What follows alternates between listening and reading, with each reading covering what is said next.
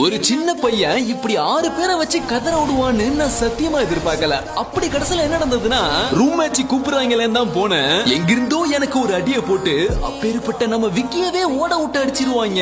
நேத்து விளையாண்ட room மேட்சுக்கு revenge கேட்டு வந்த இந்த பசங்க அதுக்கு அடுத்து 2வது ரவுண்டே நம்ம பசங்க எல்லாத்தையும் வச்சு பொறிச்சு எடுத்துருவாங்க. நான்லாம் ஒண்ணுமே பண்ணிருக்க மாட்டேன். கடைசியில வந்துதான் சும்மா 70-68 டேமேஜ் கொடுத்து 2 டவுன் பண்ணி நான் ஏதோ மேட்சை முடிச்சு கொடுத்த மாதிரி மூஞ்ச காட்டிட்டு இருப்பேன். இங்க ரொம்ப நேரம் விக்கெட்ட ஒருத்த விளையாட்டு காட்டிட்டு இருப்பான் பாருங்க.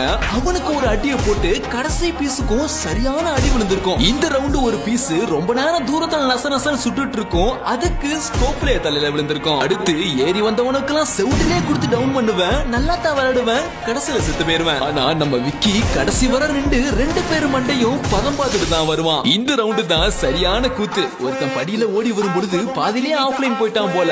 ஆனா நான் அதை பாத்துருவேன். நான் கிட்ட வர்றத பார்த்துட்டு அவன் டீமேட் இன்னொருத்தன் ரவுண்டு எல்லாம் போட்டு ஆஃப்லைனுக்கு சேஃப்டி பண்ணுவான் பாருங்க. உள்ள ஏறி குதிச்சனா மண்டையில எய்ம் வச்சு முடிச்சிட்டு தான் வெளியே வருவேன். அப்படியே அந்த சேஃப்டி பண்ண தம்பியும் கடைசியில நம்ம கையில தான் வாங்குவாரு. இந்த ரவுண்டு தாங்க முக்கியமான கிளைமேக்ஸே. நாங்க எல்லாரும் காலி ஆயிருவோம். இது 6v6 மேட்ச்ங்கிறதுனால ஆப்போனன்ட்ல 6 பேர் இருப்பாங்க. நம்ம டீம்ல மீதி இருக்கிற அந்த ஒரே ஆள் இந்த ஒரு சின்ன பையன் தான். தம்பிடே 6 பேர் இருக்காங்கடா, கண்டிப்பா உன்னால அடிக்க முடியாது, ஓடி போய் மேல ஜோனை புடிச்சிடுறா அப்படின்னு தான் சொல்லிருப்போம். அவனும் நான் சொல்றது கேட்டுட்டு மனசே இல்லாம தான் மேல போய் மெடிக்கிட்டு போடுவான். ஆனா அடுத்த நொடி நடந்த சம்பவத்தை பார்த்து இந்த சின்ன பையன் சந்தோஷத்துல கத்தி துடிக்க ஆரம்பிச்சிட்டாங்க.